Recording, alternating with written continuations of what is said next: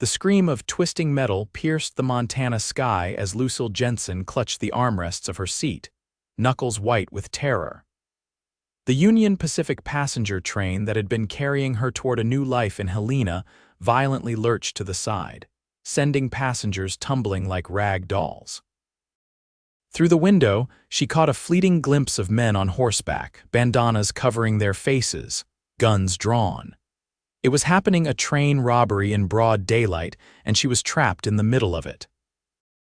It was 1878, and Lucille had left everything behind in Boston for a teaching position that promised independence and adventure. Now, as gunshots rang out and the train careened off the tracks, that dream seemed to be dying along with the sickening sound of splintering wood and shattering glass. "Everyone down!" Someone shouted before an explosion rocked the car.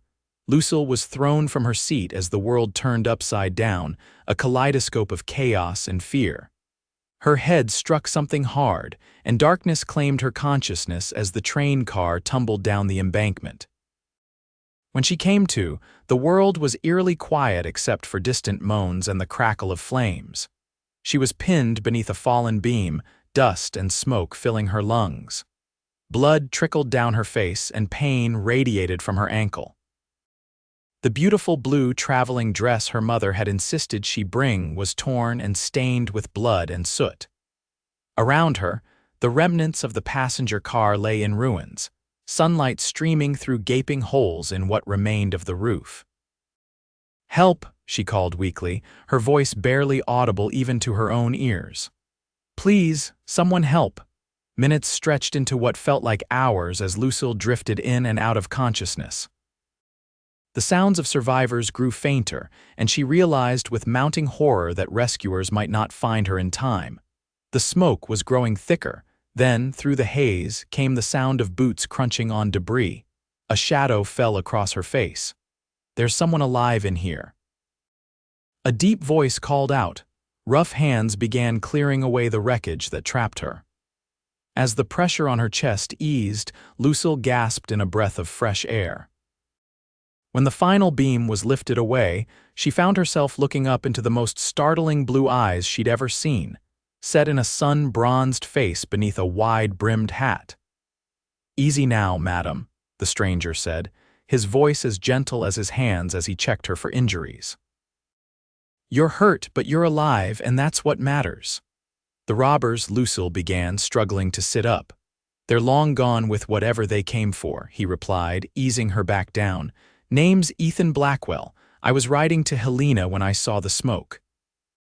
Lucille tried to respond, but a fit of coughing overtook her. When it subsided, she whispered, "Lucille Jensen. I was going to Helena, too, for a teaching position." Ethan's weathered face softened. "Well, Miss Jensen, you're not getting to Helena today.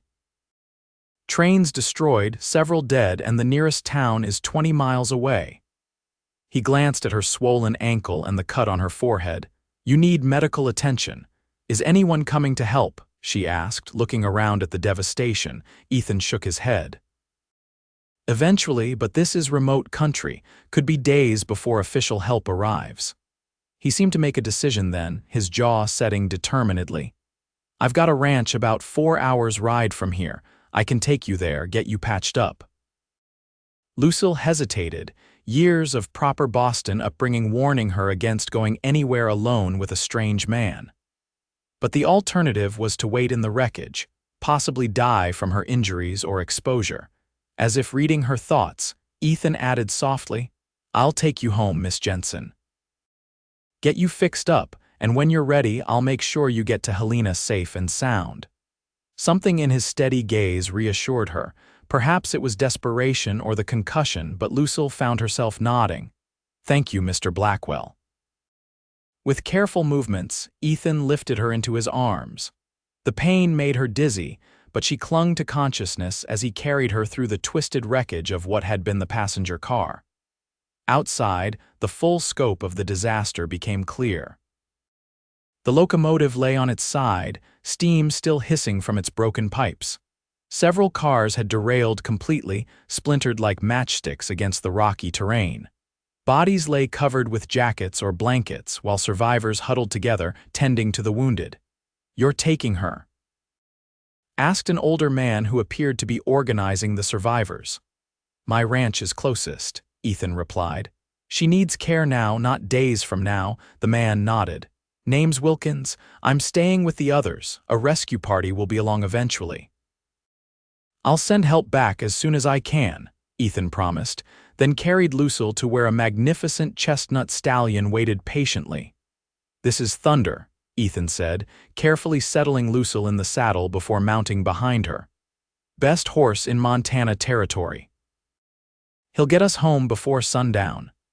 As they rode away from the wreckage, Lucille leaned back against Ethan's chest, too weak and in too much pain to maintain proper posture. His arms encircled her to hold the reins, creating a secure embrace that kept her from falling.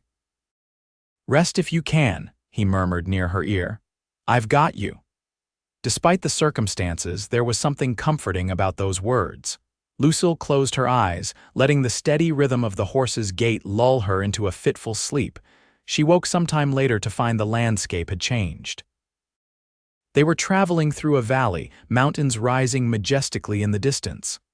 The sun hung lower in the sky, casting long shadows across the land. "Where are we?" she asked, her voice hoarse. "Blackwell Land," Ethan replied. "My ranch is just beyond that ridge." Lucille tried to sit up straighter, wincing at the pain that shot through her body. "Your family's ranch?" There was a pause before Ethan answered. "It's just me now. My pa died 2 winters ago." "I'm sorry," Lucille said softly. "I lost my parents last year, influenza." "That why you came west?"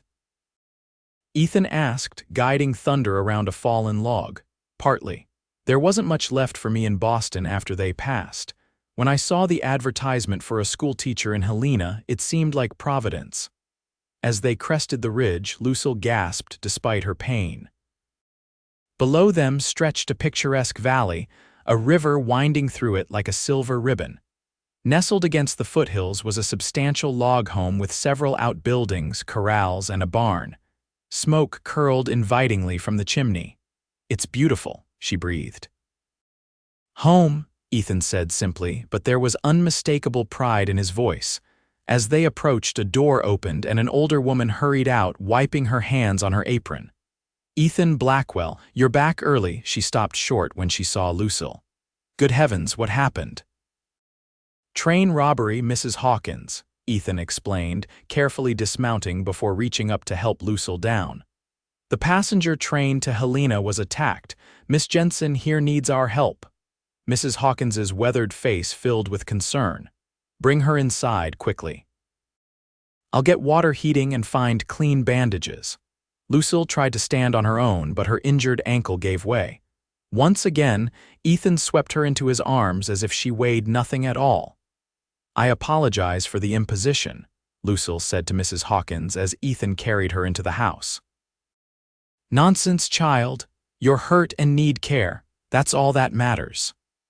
The older woman bustled ahead, leading them into a comfortable bedroom with a patchwork quilt on the bed and curtains fluttering at the open window. "Mrs. Hawkins is my housekeeper," Ethan explained as he gently set Lucille on the bed, "and the closest thing to a doctor we've got for 50 miles. I've patched up this boy more times than I can count," Mrs. Hawkins said with affection. "Now out with you, Ethan. I need to get our guest cleaned up and properly examined." Ethan nodded, but before leaving, he took Lucille's hand briefly. "You're safe now, Miss Jensen. Rest easy." After he left, Mrs. Hawkins helped Lucille remove her ruined dress, exclaiming over her injuries. Besides the sprained ankle and the cut on her forehead, Lucille had numerous bruises and a few minor cuts, but nothing life-threatening. "You're a lucky young woman," Mrs. Hawkins said as she wrapped Lucille's ankle. "That train wreck could have been the end of you." "Mr. Blackwell found me," Lucille said, wincing as the bandage tightened. "I don't know what would have happened if he hadn't come along." Mrs. Hawkins smiled knowingly. "That's Ethan for you. He's got a heart as big as Montana, though he'd be mortified to hear me say it." She finished securing the bandage. "Now I've laid out one of my nightgowns for you. It'll be too big, but it's clean. You rest, and I'll bring you some broth and tea."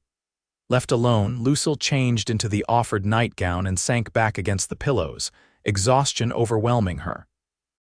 The room was simple but comfortable, with handcrafted furniture and a braided rug on the wooden floor. Through the window, she could see the mountains turning purple in the fading light. It was a far cry from Boston, but there was something peaceful about it. She must have dozed off because she woke to a gentle knock at the door. Mrs. Hawkins entered with a tray holding a steaming bowl of broth, bread, and tea.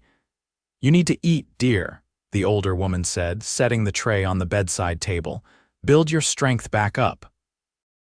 As Lucille ate, Mrs. Hawkins sat in a rocking chair by the window, working on some mending. "Ethan rode back out," she said without looking up.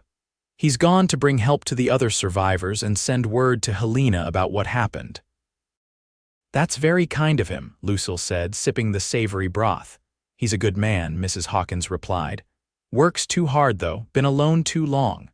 Lucille sensed there was more to the story but didn't press. "How long have you worked for the Blackwells?" "Nearly 30 years now. I came to help when Ethan's mother died birthing him. His father, Samuel, was lost without her. I stayed on to raise the boy." Her needle flashed in the lamplight. "Samuel was a hard man, but fair, built this ranch from nothing. When he passed, he left everything to Ethan." "It seems like a prosperous place," Lucille observed. Mrs. Hawkins nodded. "One of the best cattle operations in the territory. Ethan's expanded it too, added horses. He has a way with them that's almost magical." She tied off her thread and cut it with small scissors. "But enough talk. You need rest, Miss Jensen." After Mrs. Hawkins left, Lucille found herself listening to the unfamiliar sounds of the ranch at night, the distant lowing of cattle, the soft whicker of horses, the wind in the pines outside her window. It was so different from the constant bustle of Boston, yet oddly comforting. Despite the pain and the shock of the day's events, Lucille felt strangely at peace as she drifted off to sleep. Her last thought before succumbing to exhaustion was of blue eyes and a gentle voice saying, "I'll take you home." The next morning, Lucille awoke to sunlight streaming through the curtains and the smell of coffee and bacon. Her body ached, but her head felt clearer. Carefully, she sat up, testing her injuries. Her ankle still throbbed, but the dizziness had subsided. A soft knock at the door preceded Mrs. Hawkins entering with a basin of warm water and a bundle of clothing. "Good morning, Miss Jensen. How are you feeling today?" "Better, thank you," Lucille replied. "Though I'm afraid I won't be dancing anytime soon," Mrs. Hawkins chuckled. "That ankle needs time to heal. I've brought you some clean clothes. They belong to Ethan's mother, bless her soul. They've been packed away all these years, but they should fit you better than anything of mine." The clothes were simple, but well made: a dark blue skirt and a white blouse with delicate embroidery at the collar and cuffs. There was also a pair of soft leather slippers that would accommodate her bandaged ankle. "This is very kind," Lucille said, touching the fabric reverently. "I hate to impose further, but is there any word about my trunk? It had all my possessions." Mrs. Hawkins's face fell. "I'm afraid not, dear. Ethan returned late last night. He said the robbers took anything of value, and what they didn't take was scattered or destroyed in the crash." Lucille closed her eyes briefly, absorbing this new blow. Everything she owned: clothes, books, letters from her parents, the small keepsakes she'd brought to remind her of home, all gone. "I see," she said quietly. "Thank you for telling me."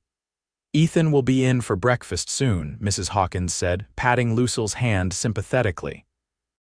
"He has news about the other passengers and what's being done. Can you manage to come to the table, or shall I bring a tray?" Determined not to be any more of a burden than necessary, Lucille said, "I'll come to the table, thank you." After washing and dressing, Lucille made her way slowly to the dining room, leaning heavily on a walking stick Mrs. Hawkins had provided. The main part of the house was even more impressive than she'd glimpsed the previous evening, spacious and well-built, with high ceilings and large windows that let in plenty of light. The furnishings were a mix of rustic pieces and a few finer items that must have come from back east. Ethan was already seated at the table, dressed in a clean shirt with his hair still damp from washing. He stood immediately when she entered. "Miss Jensen," he said, coming around to pull out a chair for her, "you're looking better today." "Thanks to your hospitality," she replied, easing herself into the chair. "Mrs. Hawkins tells me you went back to the wreck." Ethan nodded, retaking his seat as Mrs. Hawkins brought in platters of food. "The survivors have been taken to Fort Harrison. The Army sent wagons when they heard about the robbery." His expression darkened. 12 dead, including the engineer and conductor. The sheriff from Helena is organizing a posse to go after the gang." "Do they know who did it?" Lucille asked, accepting a cup of coffee from Mrs. Hawkins. "The Larson brothers, most likely. They've been terrorizing the territory for months." Ethan paused, seeming to consider his next words carefully. "I spoke with the station master from Helena. He had your paperwork for the teaching position. Said to tell you they'll hold it for you, assuming you still want it once you've recovered." Relief flooded through Lucille. "That's wonderful news. I was afraid they might give it to someone else." "Term doesn't start for another month," Ethan said. "Plenty of time for that ankle to heal."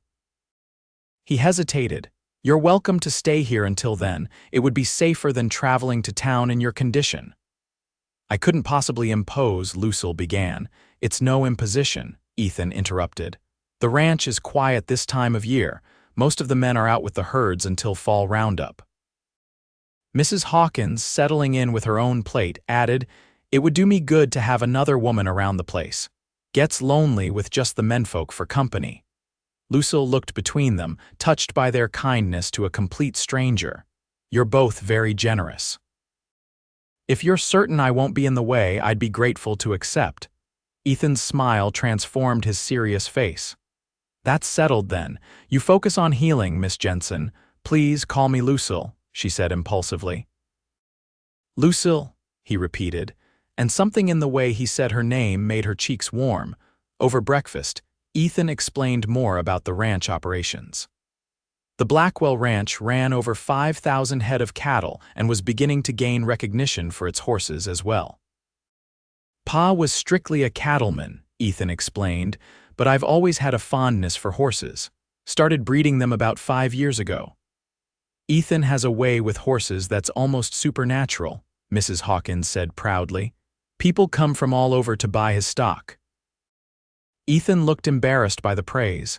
"It's just patience and understanding, that's all." "I'd love to see them," Lucille said. "When I'm more mobile, of course."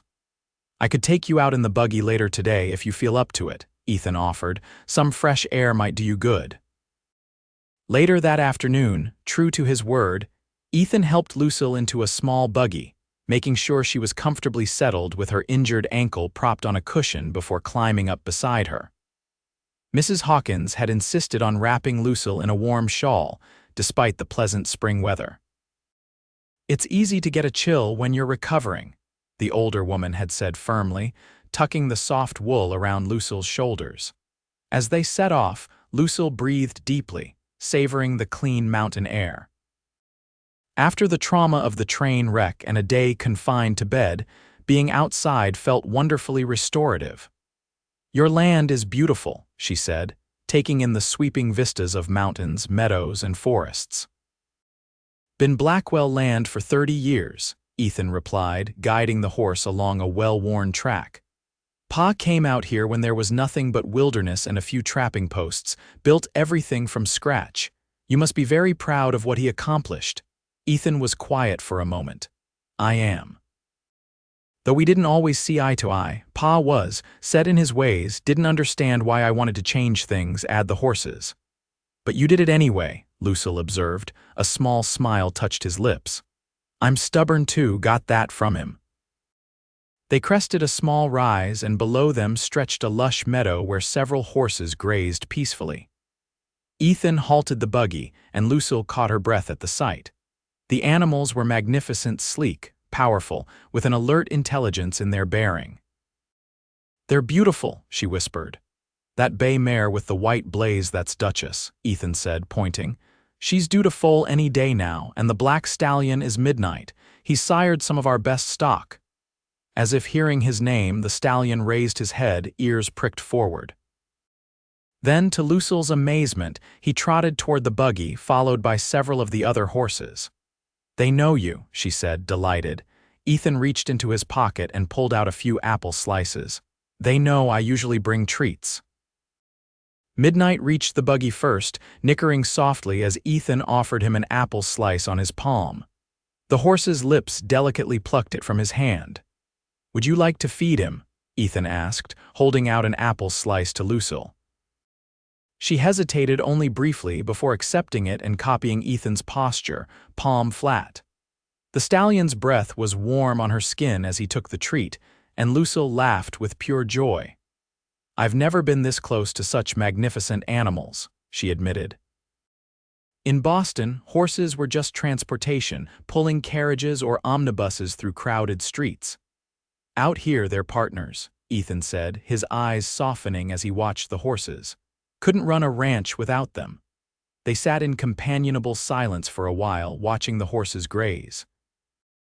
Eventually, Ethan turned the buggy toward home, taking a different route that showed Lucille more of the ranch, the sprawling pastures where cattle grazed, the bunkhouse for the ranch hands, the creek that provided water for the property. "It's like a small kingdom," Lucille said, impressed by the scale of operations. "It keeps me busy," Ethan replied.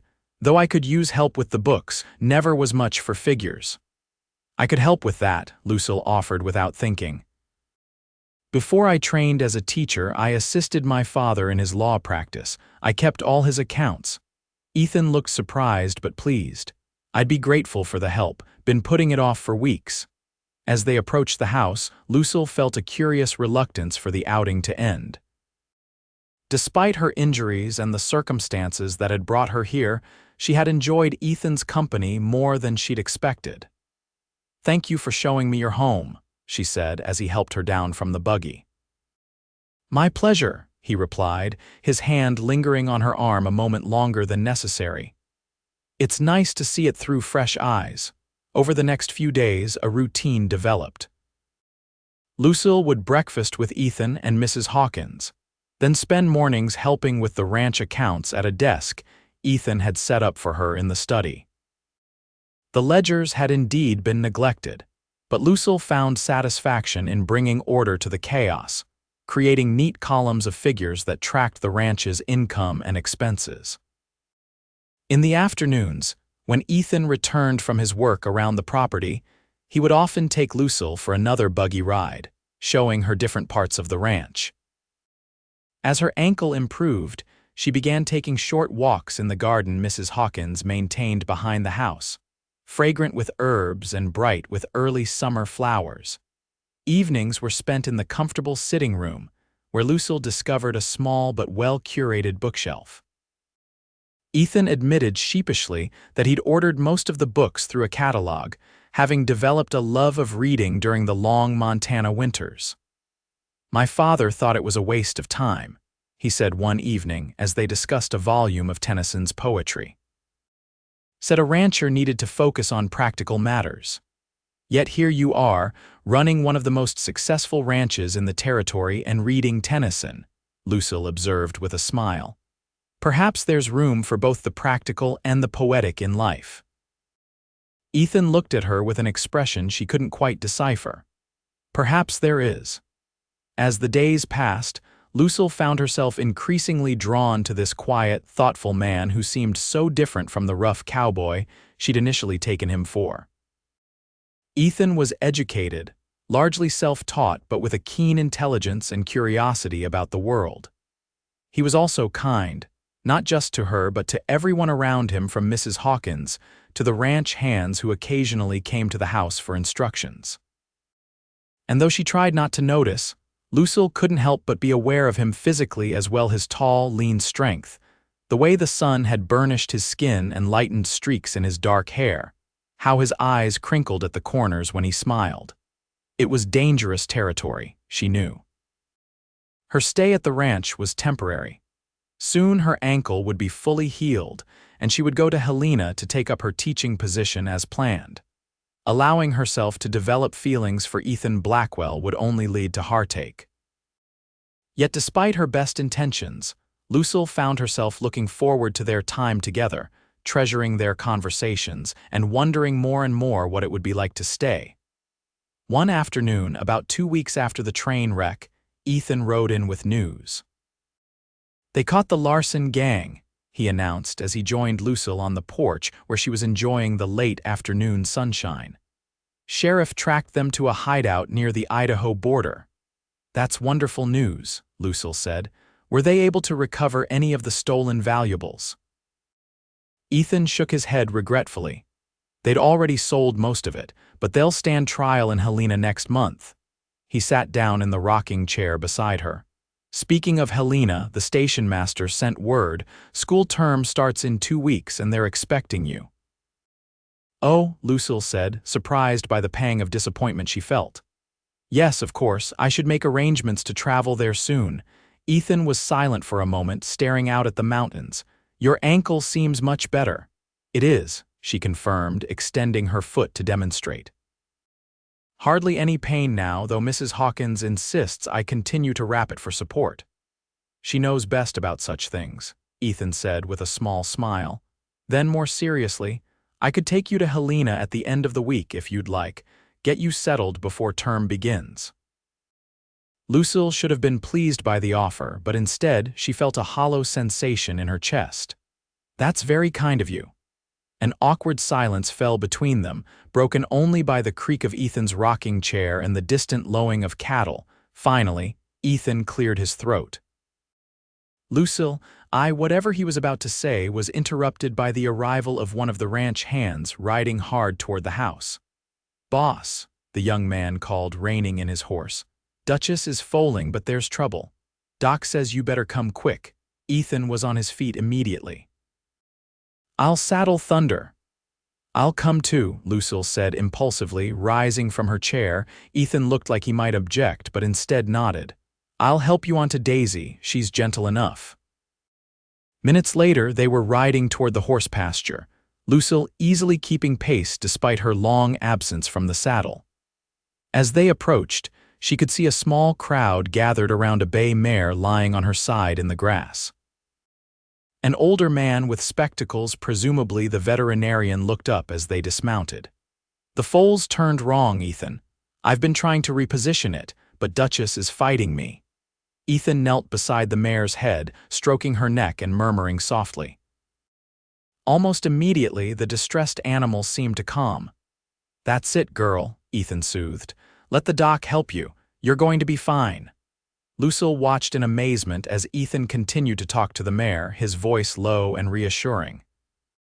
The horse's frantic breathing slowed and her rolling eyes steadied, focused on Ethan's face. "Try now, Doc," Ethan said without looking up. The veterinarian nodded and reached again into the birth canal.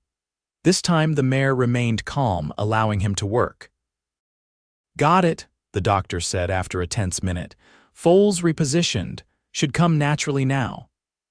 For the next half hour they all watched as nature took its course.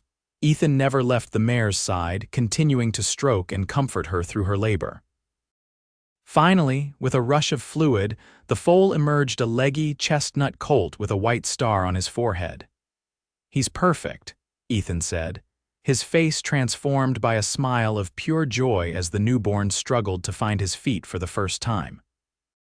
Lucille found herself moved to tears by the scene, the miracle of new life, and the tenderness with which Ethan had helped bring it into the world.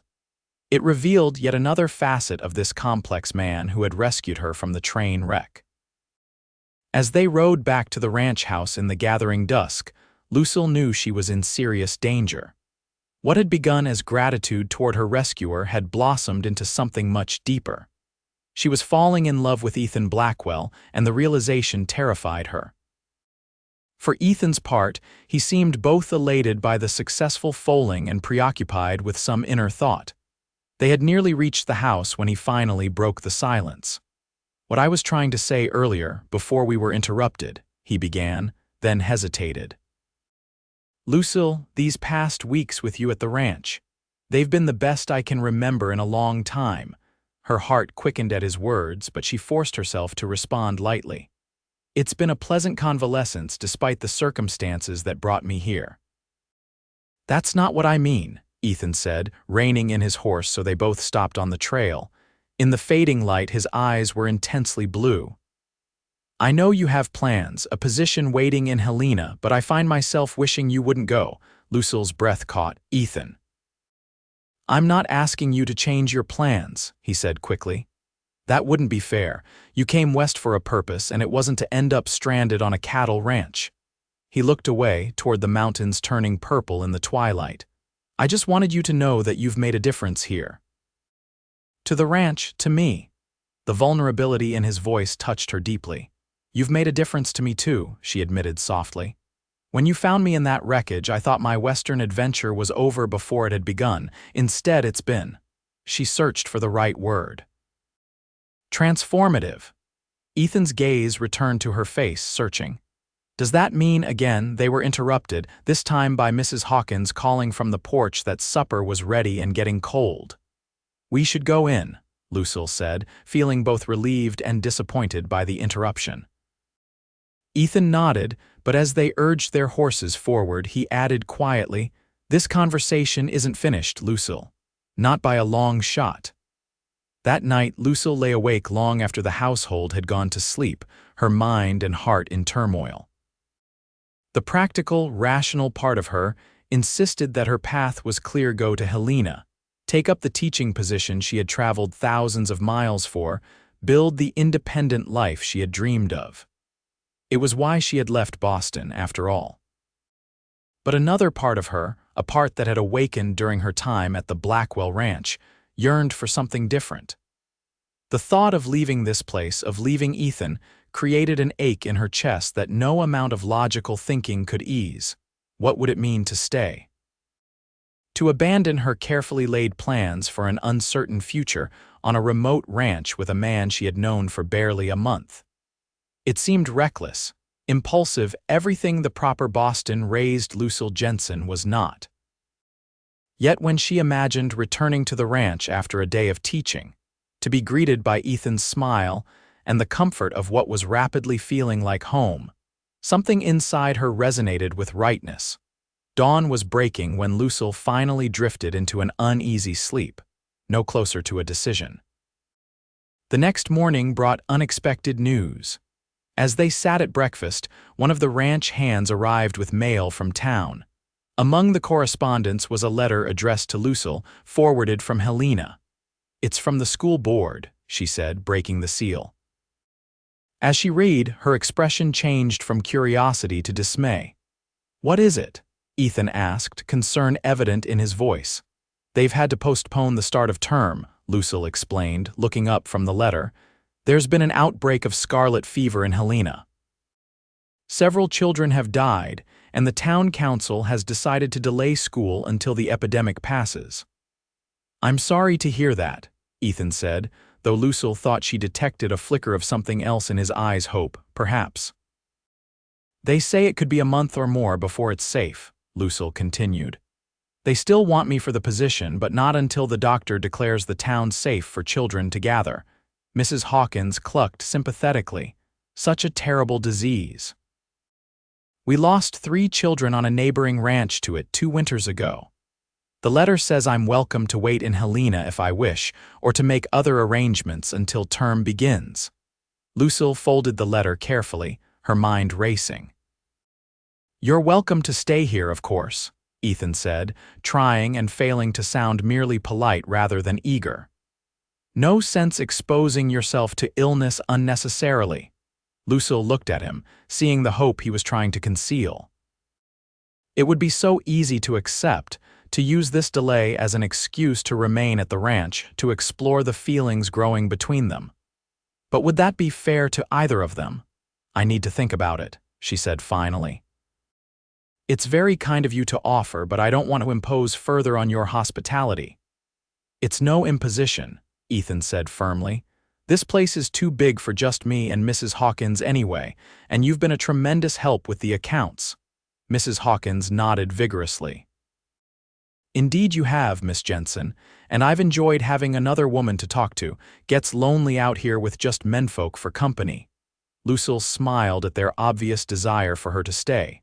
"Let me consider it. This changes my plans considerably." After breakfast, seeking clarity, Lucille took her walking stick and made her way to the garden. The morning was beautiful, with a clear blue sky and a gentle breeze carrying the scent of pine and wildflowers. She found a bench beneath an apple tree and sat, trying to sort through her jumbled thoughts. She had come west seeking independence, a fresh start after the loss of her parents. Teaching would provide that a respectable profession for a single woman, a way to support herself while contributing to a community. It had seemed so clear, so right when she left Boston. But now there was Ethan and the ranch and feelings she hadn't expected to develop. Staying longer might allow those feelings to deepen, might lead to hopes for a future together. Or it might lead to heartbreak when she eventually had to leave for Helena. "May I join you?" Lucille looked up to find Ethan standing at the garden gate, his expression uncertain. She nodded, and he crossed to sit beside her on the bench. For a while they sat in silence, watching bees move among the flowers Mrs. Hawkins had planted. "I've been thinking about what you said last night," Lucille finally said. "About wishing I wouldn't go." Ethan turned to face her. "I shouldn't have said that. It wasn't fair to you." "It was honest," she countered, "and I appreciate honesty." "Then I'll be honest now," Ethan said, his voice deepening. "I'm falling in love with you, Lucille Jensen. I know it's too soon, that we've only known each other a short time under unusual circumstances, but I can't deny what I feel." The directness of his declaration took her breath away. "Ethan, you don't need to say anything," he continued quickly. "I understand you have plans, dreams that brought you west. I would never ask you to give those up. But this letter, this delay, maybe it's a chance for us to know each other better, to see if what I feel, what I hope you might feel too, is real." Lucille looked into his earnest blue eyes and felt her carefully constructed defenses crumbling. "I do have feelings for you," she admitted softly. "Feelings that both excite and frighten me. I came west to be independent, to build a life of my own after losing my parents. I never expected to meet someone like you." Hope blazed in Ethan's face. "Stay then, just until the school term begins. No promises, no pressure, just time for us to discover what might be possible."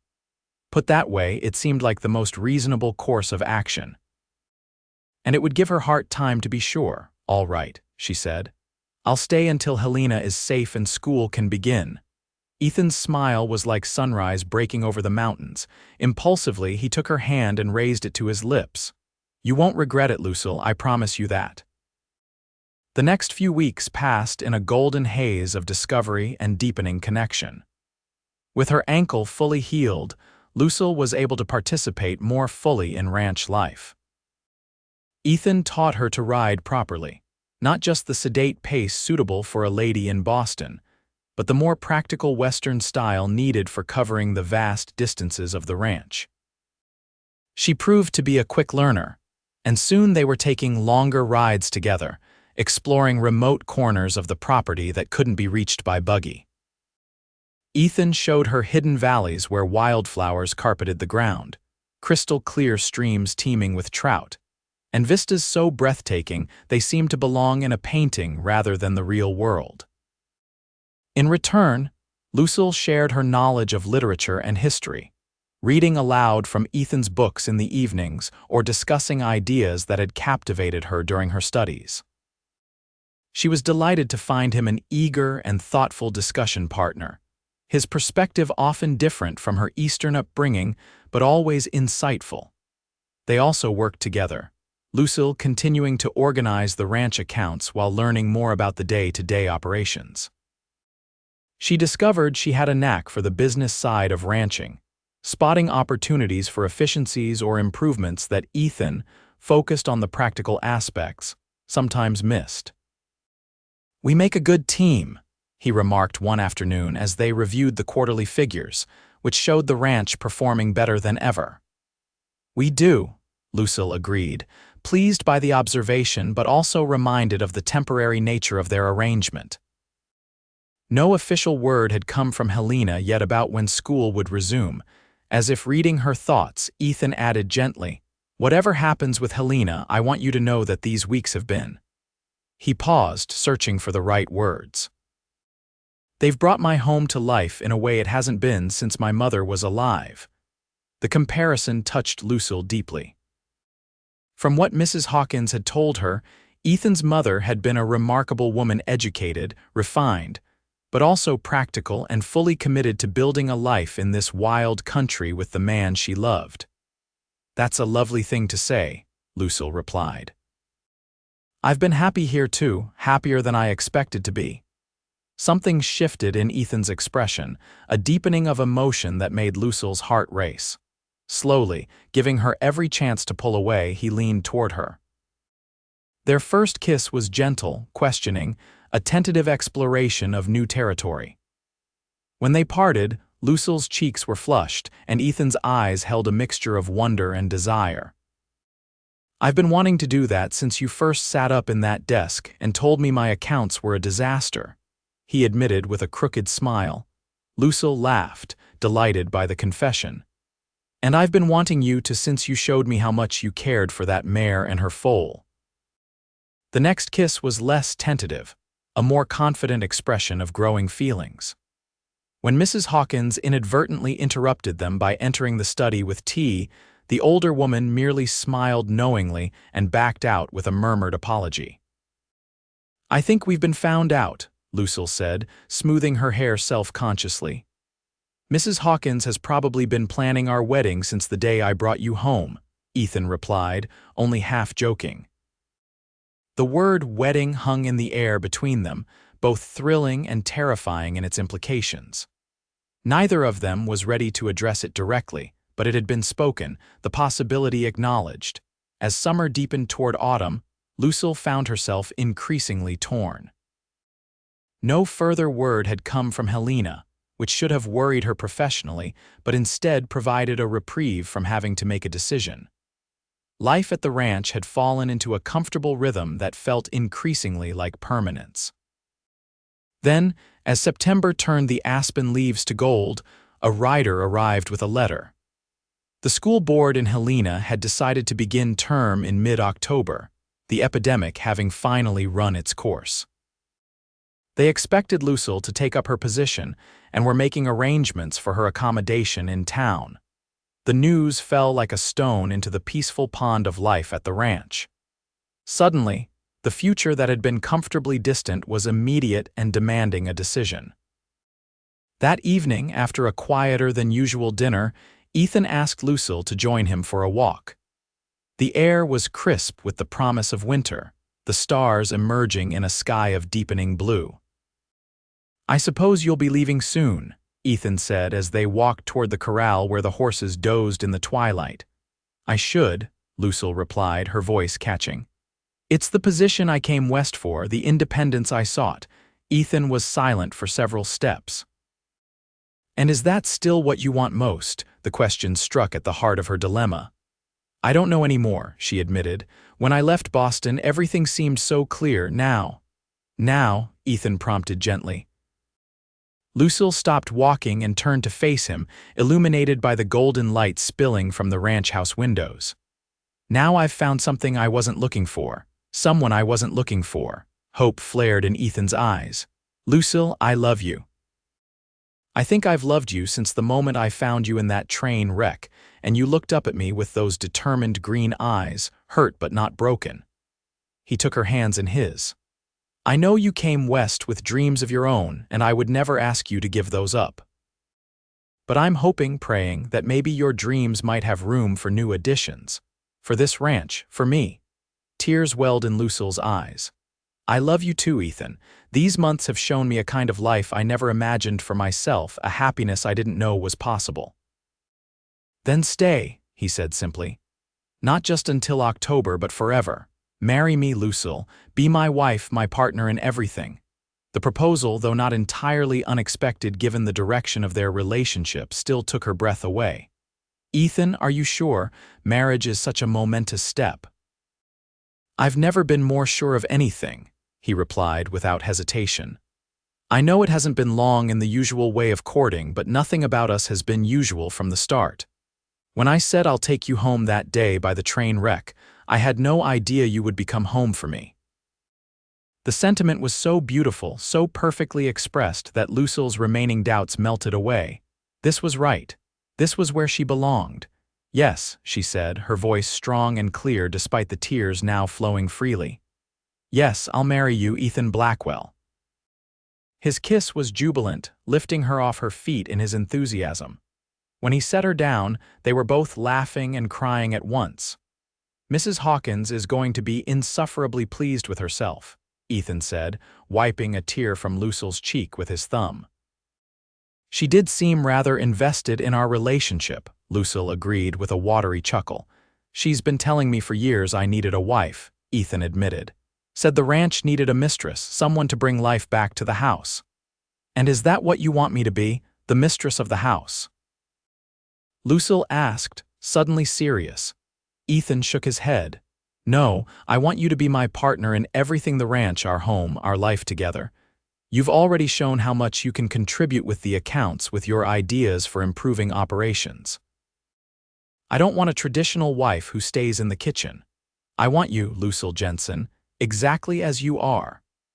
It was the perfect answer, addressing the one concern that had lingered in her mind, that marriage might mean surrendering the independence she had sought by coming west.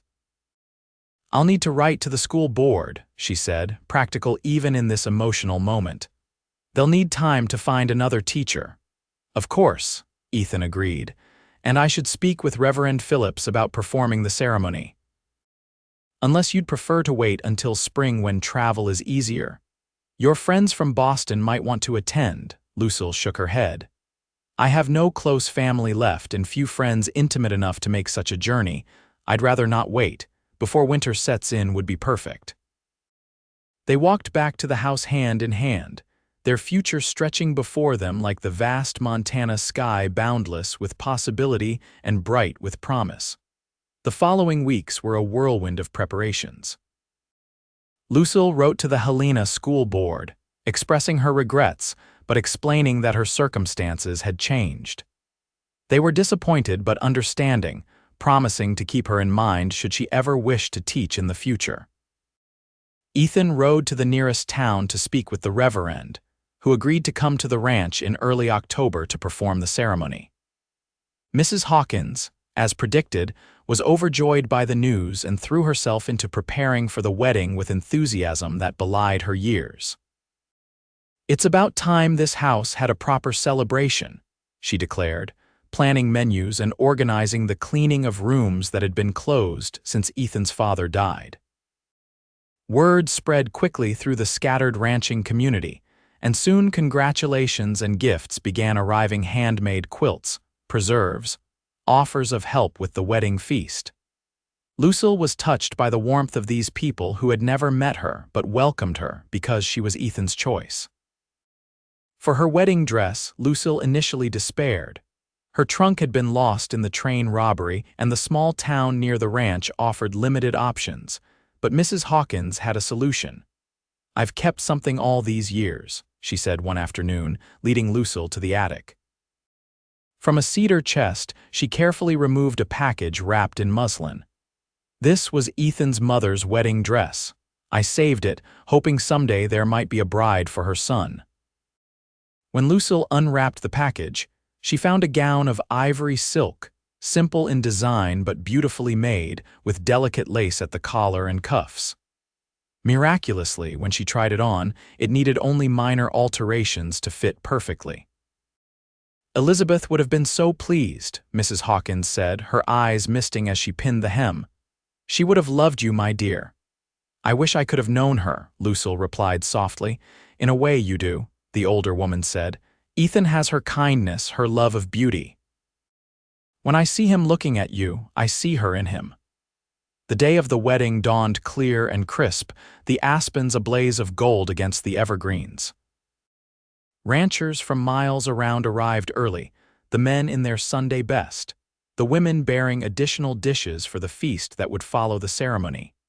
Ethan had been banished to the bunkhouse the night before, as Mrs. Hawkins insisted it was bad luck for him to see Lucille before the wedding.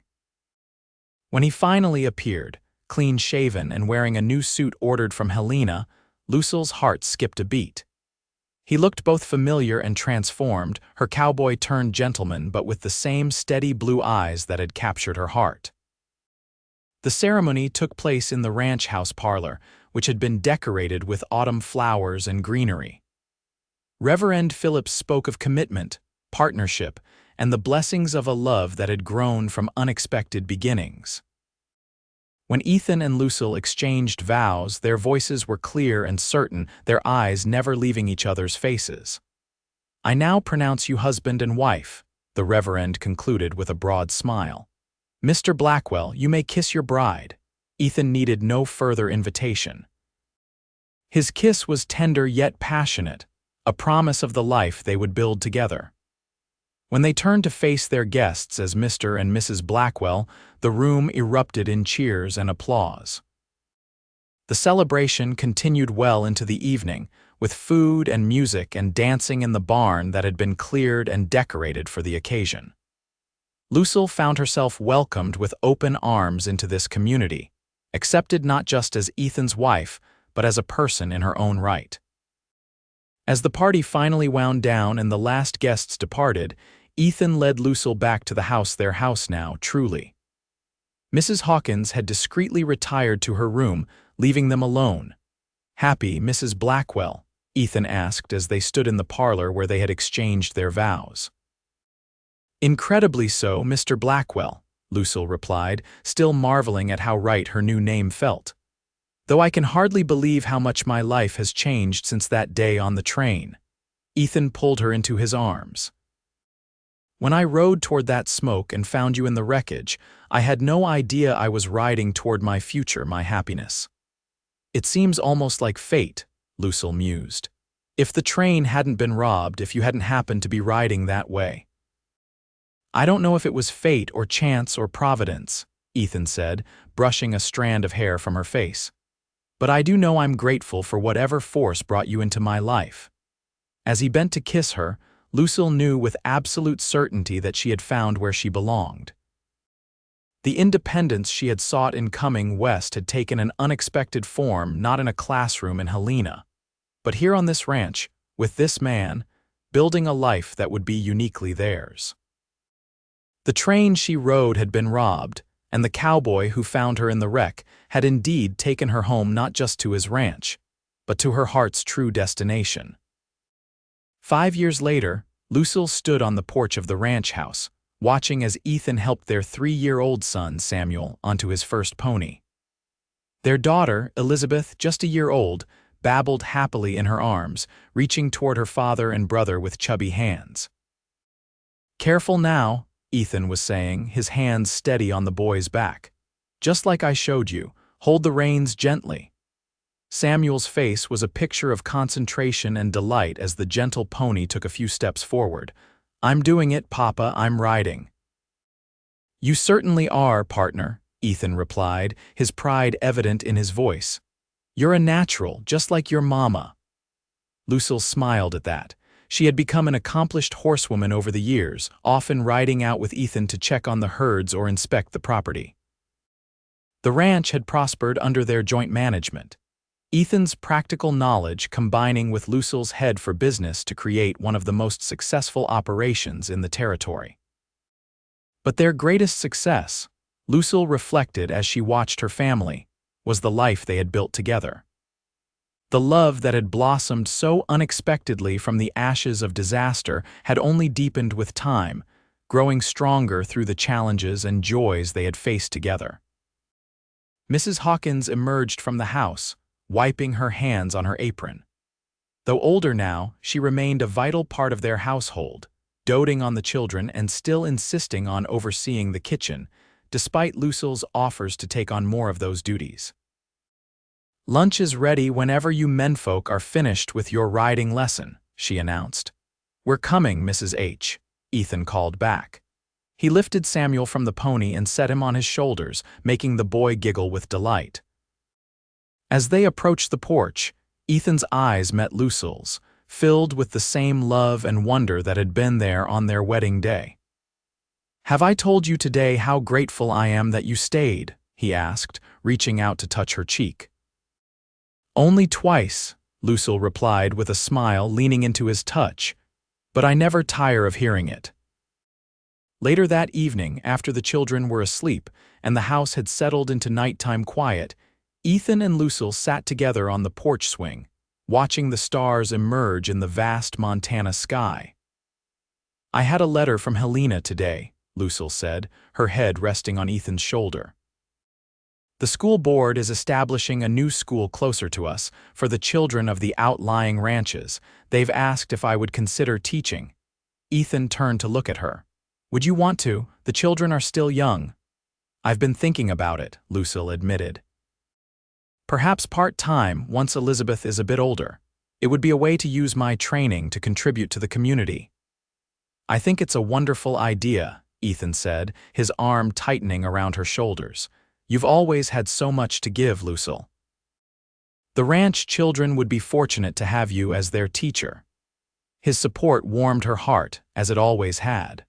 From the beginning, Ethan had encouraged her to pursue her interests, to be not just his wife but her own person as well. "I love you, Ethan Blackwell," she said, turning her face up to his. "Every day I'm thankful for that train robbery that brought me to you." "I love you too, Lucille Blackwell," he replied, kissing her softly. "And I'll spend the rest of my life being grateful that I found you in that wreck and brought you home." As they sat together beneath the stars, Lucille reflected on the strange twist of fate that had changed the course of her life. The train robbery that had seemed like disaster had led her to greater happiness than she could have imagined. The cowboy who had rescued her had become her husband, partner, and best friend. And the home he had promised to take her to had become truly hers, filled with love, family, and purpose. It wasn't the life she had planned when she left Boston, but it was infinitely better a life built on love that had begun with 7 simple words spoken amidst the wreckage of her original dreams. "I'll take you home."